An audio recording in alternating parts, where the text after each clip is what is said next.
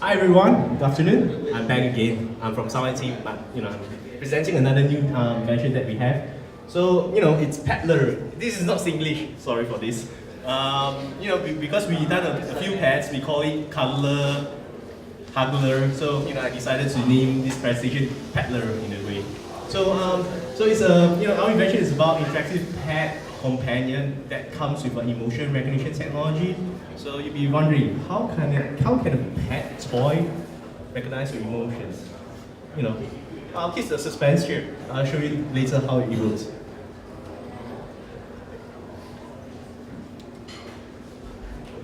Sorry, I don't know how to use this. I press, okay.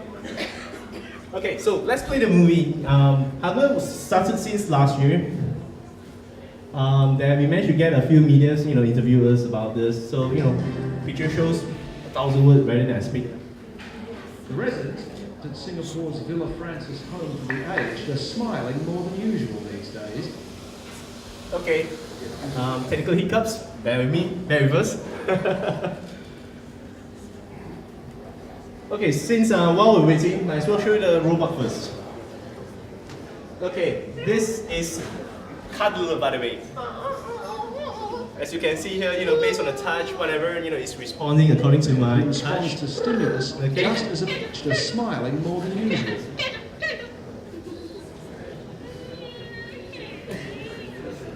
Okay, let's watch the video first. These days, they have a new companion, a polar bear who responds to stimulus just as a pet might. Joan Hoffman loves it. When you stroke him, talk to him, he answers when he wants to. The polar bear was created by Tan Yao Ki, a robotics scientist. He's equipped the bear with a webcam on its forehead through which it can read smiles, frowns and other emotions. And it can respond to those visual cues and to physical ones like stroking through microphones placed under its fur. Tan says he designed a robot for the elderly because of Singapore's ageing population and policies that ban pets from elder care facilities. Institute like hospital, I know a lot of pets inside there, and some of the people who has asthma or allergic to pets, they are unable to interact with the pet, the real pet. This is actually amazing because she never interact with anyone, but saw the bear, They really need that we socialize a lot. to just be with them, just listen to them, and just give a few expressions here and there. They really don't need to be so interactive because some of them, with their impairments, they may not be able to understand, like even as humans, what we are trying to tell them. But she says they do understand the bear, and the bear seems to understand them. So much so that Tan Yao Ki now wants to develop it further for other facilities like children's hospitals, or wherever there's a need for the bare essentials of companionship.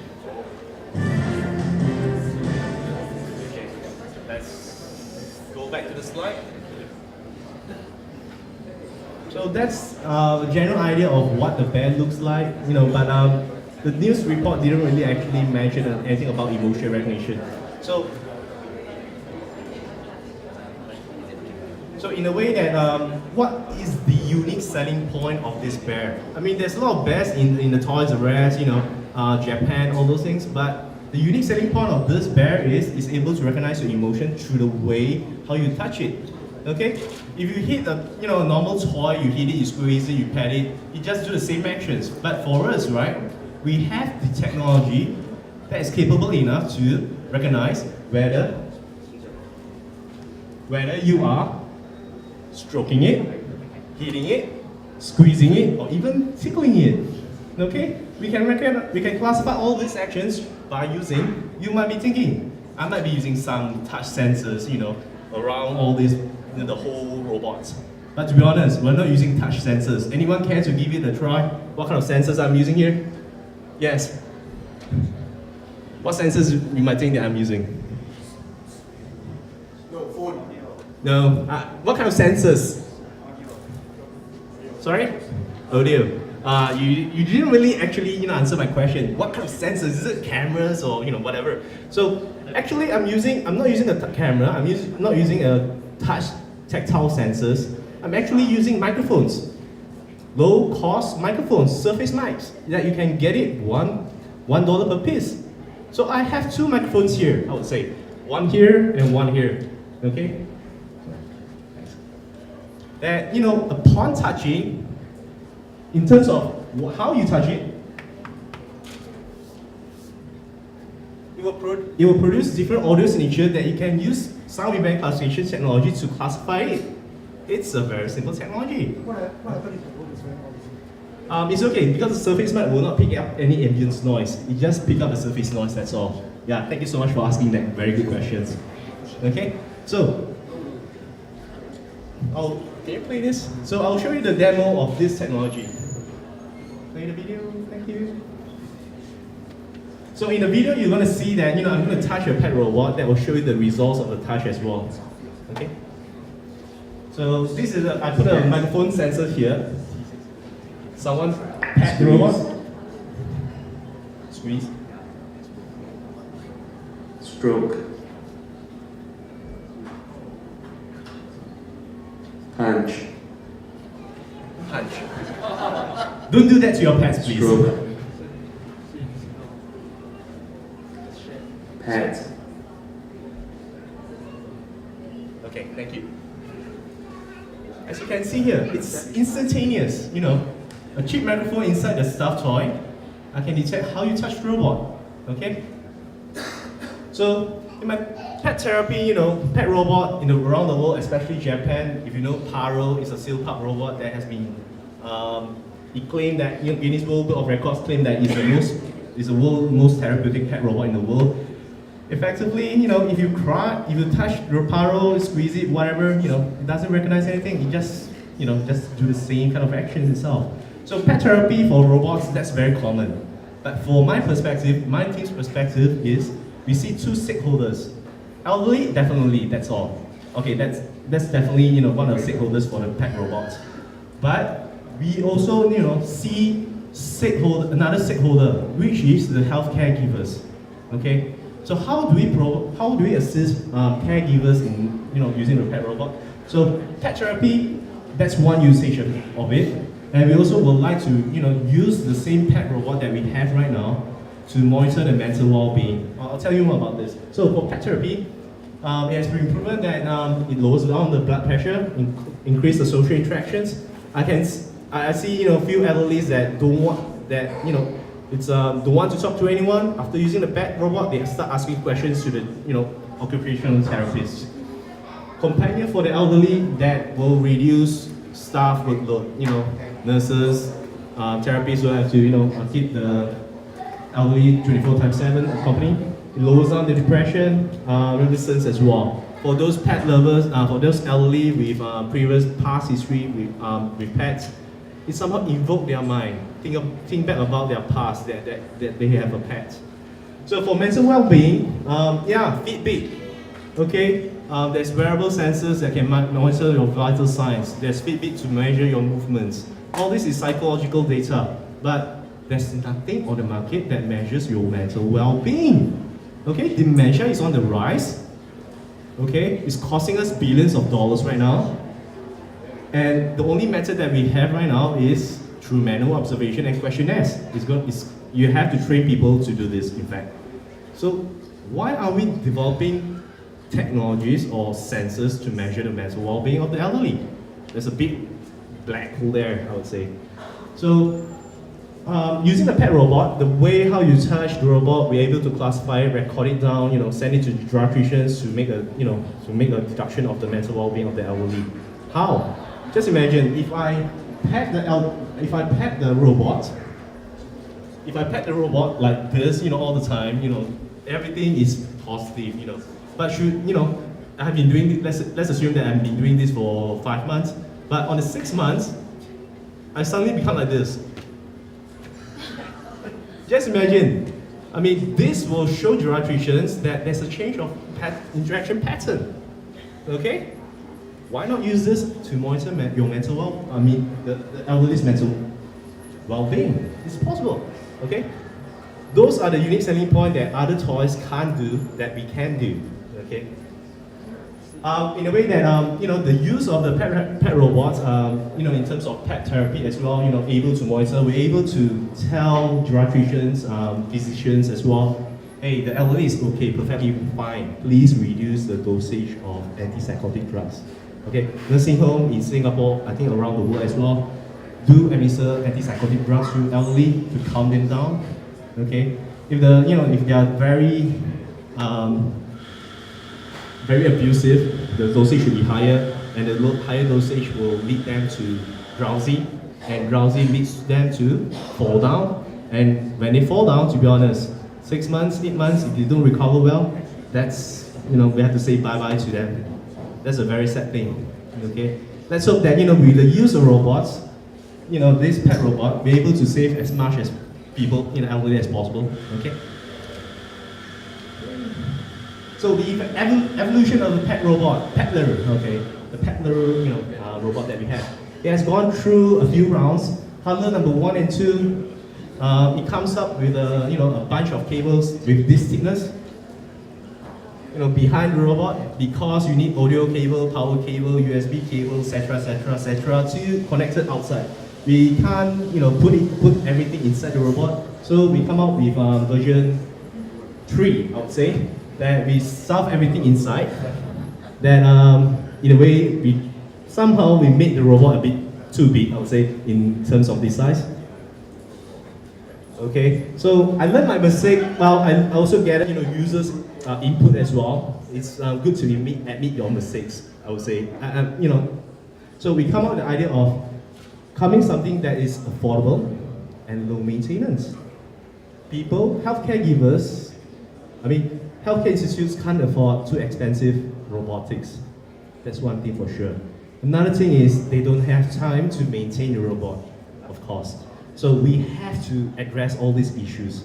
So the idea comes from, you know, I visited Institute of Mental Health, IMH, Singapore last May, let's say. They showed me a doll, which is about 8-inch, quite small, that they use to, you know, if the elderly has a meltdown, they just, you know, use the doll therapy, try to calm them down. Then I was thinking, hey, probably I can put my microphone sensors inside this kind of small robots as well, trying to make it affordable, low maintenance. So that's why we come with the idea of a hardware. At this point of time, to be honest, although some of you might read the news that I mentioned $2,000, but okay, hush hush, don't tell anyone else, you know, outside this room, keep it a secret. Imagine how much does this cost? Anyone care to, you know, give me some figures? Anyone else? No? Anyone else? Please? I would like to make this very interactive, you know. Everyone is getting sleepy, I know. Come on, give me some figures. No, wrong. Anyone? No, wrong. No, wrong. Okay, I'll tell you how much. Okay, this robot contains this hardware only. Okay, it's very, very simple. Okay, I think you can make it back home as well. Okay, so we're talking about, you know, you go to Toys R Us, you know, buy a pet robot, get an Android OS. I know this is iPhone, I like the picture, but I'm using Android OS. A normal X Mini audio speaker, Surface Mic that costs, you know, $1 per piece, and, you know, normal audio cable speaker. This cost me less than $200. Less than $200. Okay, the most expensive is this. Okay, Slim Square you can buy $99. I think if you can go Taobao, you can get 50 USD. Okay, so this is affordable, low maintenance as well. Okay, everything works fine. I tried a few robots version on the real elderly. So version number 1, we tried on the elderly at Villa Francis. Everything went okay. I visited the Villa Francis for 7-8 times. We tried to do it as started off as a research, but over a period of time, you know, my team grew fond of the elderly. We do it as a volunteer basis. Please do not tell my management about this. They don't like, you know, volunteers. Okay, volunteering, I mean. So everything seems to be fine. We visited them 7-8 times. You know, they don't grow bored of the robot. They still like the robot every time they meet. Okay, so everything's fine. I'm able to respond interactively. You know, if I can make the robot sing their favorite song, they'll be very delighted. very delighted. Okay, so the team also tried to use the pet robot for children diagnosed with autism.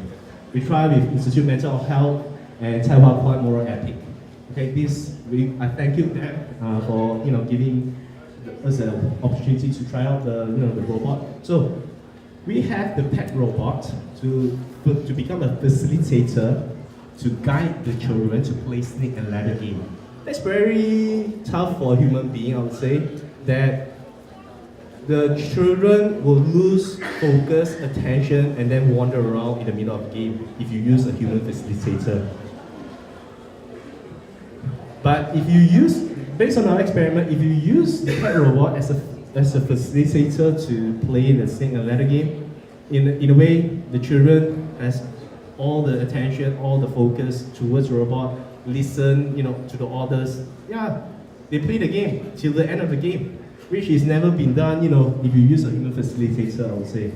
So everything is good for the children with autism as well. Okay, so we also try harder at St. Luke's Daycare Center. So please take note that daycare centers and nursing home is two different settings.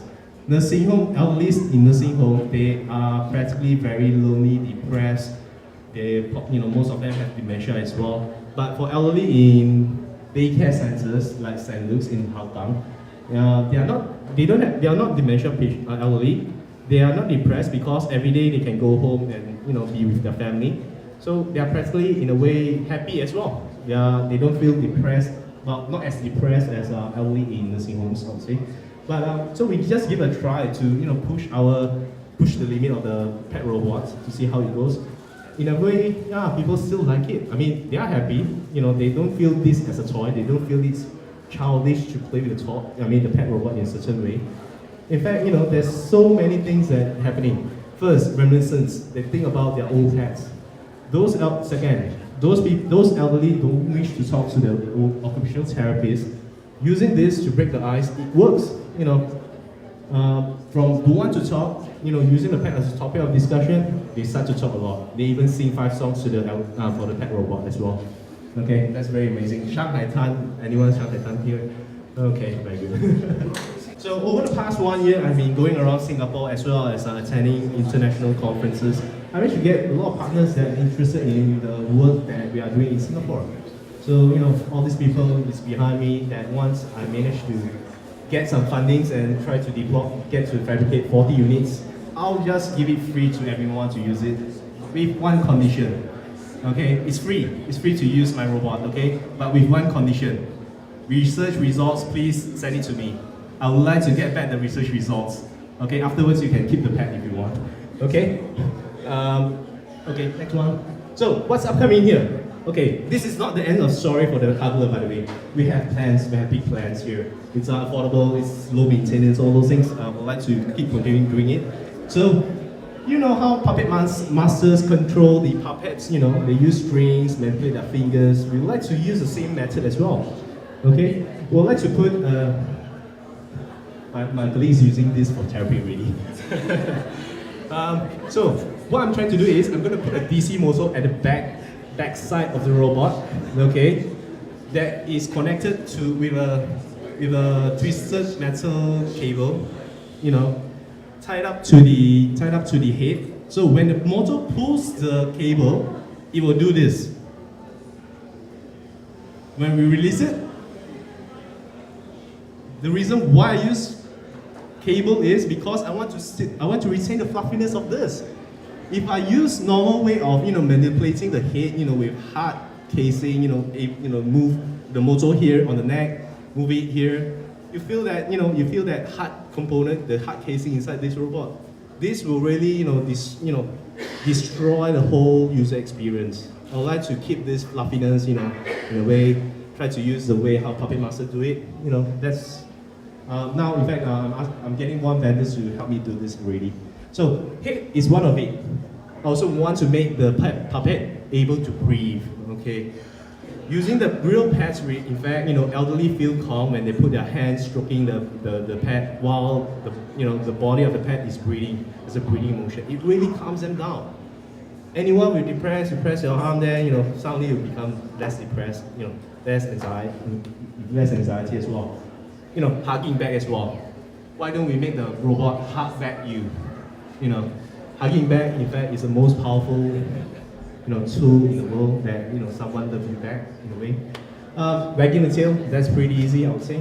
Okay, so moving the motor is one part of it. So we're also trying to do something like speech emotion. Now we are able to monitor the way how you touch the robot, but while interacting, elderly also make some sound, whether they're crying, laughing, shouting, blah blah blah. Whether, hey, I don't like you. This is angry speech emotion. Okay, that we can also detect. Hey, this is an angry tone. Using some of the technologies in our lab, we probably can do that. So this is kind of still on the research, I would say, on the speech emotion side. So we also think of hey, let's say if you would like to commercialize this, probably build your own bear. There's this shop around VivoCity right now. Why not build your own pet? Okay, you can do any pets that you want. The configuration of this pet robot can be transferable to any pet toys. So you guys will be able to select your own gender of the pet with different personality.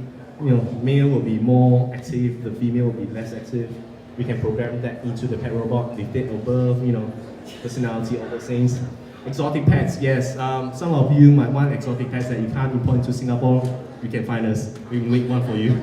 Smartphone enabled that you can control the pet robot through your iPhone, through Bluetooth communication. Yeah, we can do that as well. So that's thinking a bit towards the commercialization part as well. So yeah, we've been in the news. Hugler, fortunately, has been on the news here and there as well. Recently on the Straits Times. Applications-wise, it's not just for elderly. We're talking about autism, for toys, entertainment, and for research platform as well. Yeah, there's no such research platform in the world right now. Say Paro, of course, but it's very expensive, $7,000 by the way. $7,000 versus $300, less than $300. How can you compare that? Okay, I think I'm running out of time. Yeah, achievements so far, Panasonic has been working with us. I also managed to get some smart MIT grants that they are pretty strange. They tell me, Yauki, take this money, not to do research or do application. Can you use this money to go and business opportunities with a business mentor? Okay, I was like, okay, you're asking a researcher to do this, but I'll try.